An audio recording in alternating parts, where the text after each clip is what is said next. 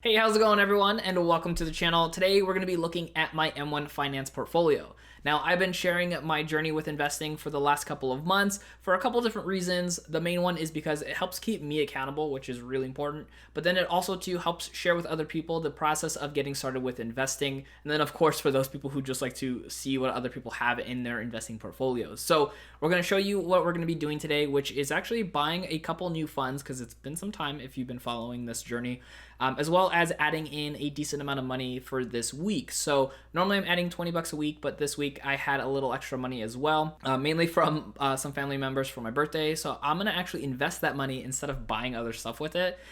Just because it's kind of a little bit more fun for me, I guess. So with that being said, let's go ahead and jump into this portfolio and kind of see where we're standing out so far. So here on my portfolio, we're sitting at a total of $732.56. My goal is to get to over $1,000 by the 1-year marker of using M1, which has been since January 11th, 2019.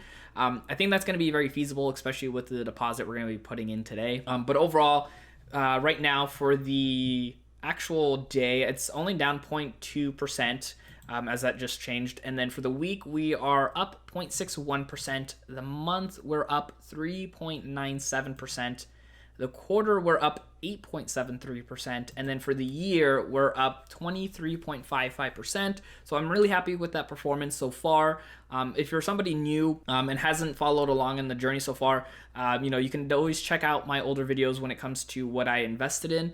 But just to always kind of give a really quick disclaimer, I started out with a Vanguard S&P 500 ETF, which is essentially just a very diversified portfolio of different funds altogether. So that way I was in a lot of different sectors and overall on the market. So for me, I still have a large majority hold on this because I want to make sure that I'm still diversified while I'm building my individual stocks that I'm purchasing, because buying individual stocks is a lot more riskier and it definitely takes a lot more patience and understanding and a lot more knowledge over time. So for me, I always recommend getting started with the S&P ETFs or index funds if you can find them. Vanguard is my favorite one. It's just done very well for me. I have them here in my M1 Finance portfolio, a little bit of my Robinhood, and then also two in my Vanguard account, which is for my retirement. Now that's personally what I did to get started. Everyone of course can do their own thing, but I feel like it was a great start to the portfolio, and then I just kind of veered off into individual companies,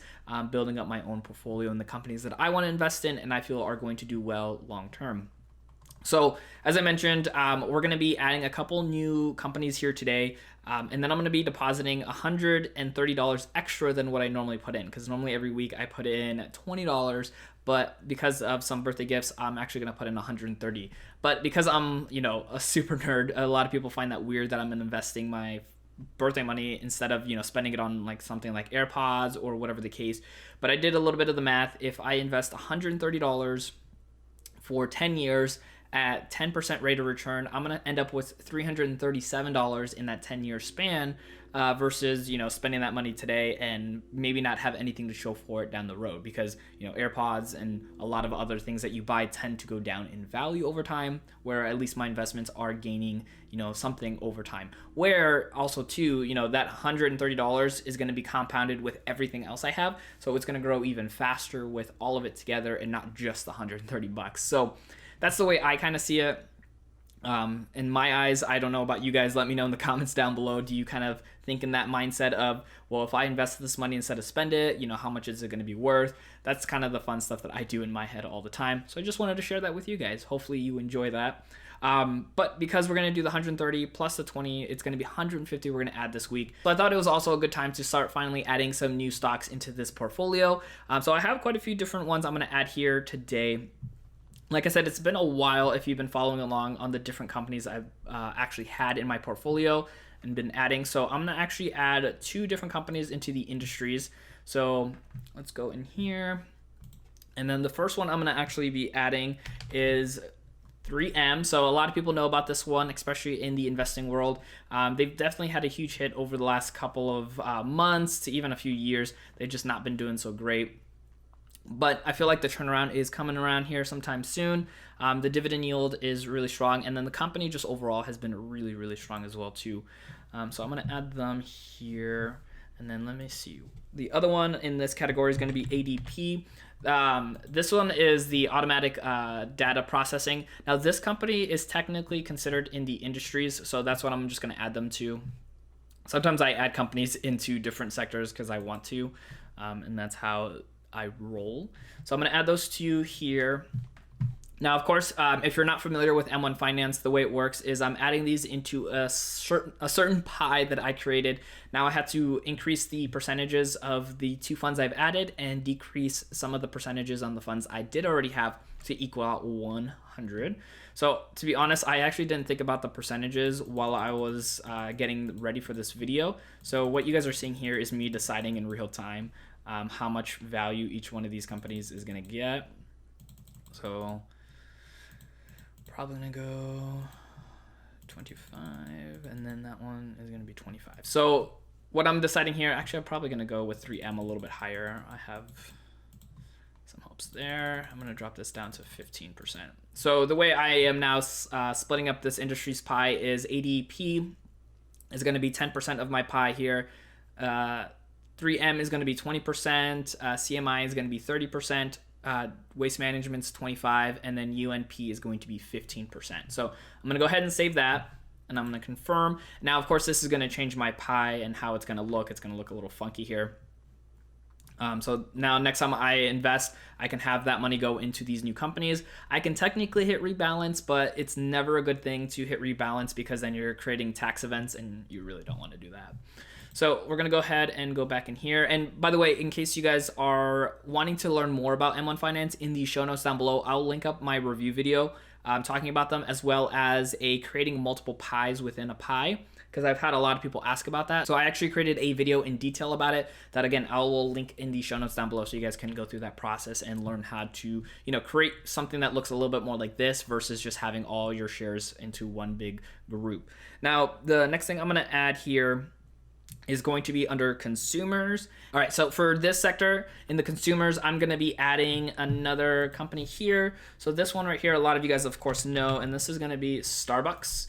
So Starbucks has been down a little bit from their high of about $90 a share. So it's still, I don't wanna say it's overpriced, but I do wanna finally just get into this company as well. So it's been some time since I've been thinking about them, watching them, reading a lot of articles, looking at their history on Seeking Alpha, so that way I can get all the right information that I need. So I'm finally adding them in here. Okay, so the next company I'm going to be adding in here today, and you guys might be very surprised because they are not a dividend paying stock, but I am going to actually add Amazon into my portfolio. Now it's going to be so tiny that I'm going to have like almost no shares of this company because they're selling for $1,778.27 a share. But the cool thing with M1 Finance, just in case you didn't know, you can buy fractional pieces of these companies. So I'm really excited to just have small pieces into this company, even though they don't pay dividends. A little bit of growth is also good in a portfolio. So I'm going to be adding Starbucks and Amazon's going to be super tiny. Like I'm going to get like nothing from that. So with Starbucks, I'm going to be putting them in maybe about 10%. I got to take a little bit from Tesla, unfortunately. So I'm going to have Tesla go down. I'm going to have Disney go down a little. I don't want Disney to go down too much. Home Depot. This is the hard part, having to like do percentages overall on all of these companies. So I got a couple more. I'll put Amazon at 4% there. Ross at 18. And then maybe Costco at 8%. Okay. So now I'm going to have 4% for Amazon, 10% for Starbucks, 22% for Tesla, what is that? 18% for Disney, 18% for Ross, 11% for Home Depot, 8% for Costco, and then I'm going to keep Target at 9%. So we're going to go ahead and save that, confirm. Again, we're going to see that funky looking graph all up in there. There's that. And then I still actually have two more companies I'm going to be adding here today. So one of them is technically in the financial sector, which hasn't been doing the best overall in the portfolio. It's actually one of the lower performing sectors that I have. So here today, it's actually down 0.38% for the day overall, but no worries. It's just one day. We're going to go ahead and edit here. Now I'm going to add this company. A lot of you guys probably know them from the commercials, and this is going to be Aflac. They've been paying dividends out for a very solid I think it was like 30 plus years. It's been a long time. Let me just go look really quick. They have been paying dividends out for 37 years consistently and growing it too, which is crazy. So their dividend yield right now is 2%, and they're trading in at 53.97. I think over the last 6 months, they've actually had some nice growth over the last 6 months, which is good too. But I'm looking at that dividend. It's a decent dividend. And I think the dividend growth is a little lower than I'd like to be, which is over the last 5 years, it's only been growing about 7-8% in the actual dividend. But because it's been paying out for 37 years, it has been very consistent. So I'm going to be adding them here to the financial sector. I'm going to probably do, let's say, if I do 10%, maybe 15. No, yeah, we'll do 15. Go down 5% on each of these. So now I'll have Aflac at 15%, Ally at 25, BBVA at 25, Discover at 25, and then TD Bank is going to stay at 10%. So we're going to save that here and confirm. And then let's go ahead and check on the last sector we're going to be adding into. And I'm going to be adding this company into the tech sector. It's technically in the communications, but I don't have communications. I have AT&T here in the communications, in the tech sector, I should say. But that's the beauty of M1 Finance. I can just make whatever pies I want. So I'm going to be adding Verizon on here. It's just VZ. So we're going to add them in here. Their dividend yields at 4.13%. Let's see where they're at for the last 6 months. So they've been up 5% in the last 6 months. I'm going to add them here. I do a lot more research, by the way, in case you're wondering, outside of this. I usually do research for a couple weeks before I make a decision on a company. I look at their history. I do a lot on seekingalpha.com. I've kind of mentioned that before. That's usually where I get a lot of my information from, just because I want to make sure that everything I'm doing is very thoughtful in the process, because I'm going to be holding on to these companies for a long time. So I don't want to just be irrational and make decisions based off of short-term earnings that a lot of companies might be having. So I definitely take my time. So for Verizon, if I go to 15%, I'm gonna drop AT&T down to 30, Microsoft to 25. I don't know if I'd like that. What if I do 35 here, and then Cisco and Texas Instrument I drop a little bit. Okay. So now Verizon's at 15%, AT&T is 35% of this portfolio, Microsoft is 25%, Cisco's 13%, and then Texas Instrument is going to be 12% of this portfolio. So we're going to go ahead and save this. And hopefully this helps you guys in real time. Like I mentioned, if you are somebody that's interested in getting started with M1 Finance, which, by the way, if you're not already using M1 Finance, you guys can click in the show notes down below on my link to sign up for M1 Finance. If I'm giving you value, definitely use that link. It helps support the channel, but you can get started with free trading and fractional trading like I am as well. I absolutely love it. I think it's a fantastic platform for investing for the long term, especially for dividend investors. All right, so with that being said, let's go ahead and do our deposit for this week. So I'm really excited. This is quite a bit of money. Like I mentioned, I got $130 for my birthday, and then I'm doing an additional $20 that I do every single week. So we're going to be depositing that in here. Now, the way it works, in case you don't know, M1 Finance is going to pull that money out, and then it's going to deposit it into the account and then have it go into effect tomorrow. So even though I can still technically be trading today, based on my time frame, unfortunately, it's just not going to allow me to get trades going through. Now, what I can do with M1 Finance as well, and this is what's really cool, is when I make the deposit of that $150, I can hit view details and see how that money is going to be broken down into the actual fund. But to kind of show you guys how this money is going to break down, again, this is such a cool part. Right now, I actually am going to have about $44.26 going into my Vanguard. And then it's going to be broken down, of course, into smaller bits. So I got a lot going into Verizon and Starbucks, since those are new companies that I'm adding in. Quite a bit going into Realty Income. Aflac's going to get quite a bit. New residential, digital Realty Income, because my REIT sector is quite a bit higher. I'll have about $6 go into Amazon, which will probably be like 0.001 of a share. Decent amount going into 3M, some Johnson Johnson, Target, AT&T. I think with AT&T, after this right here, I'll actually have one full share into the company, so that'll be nice.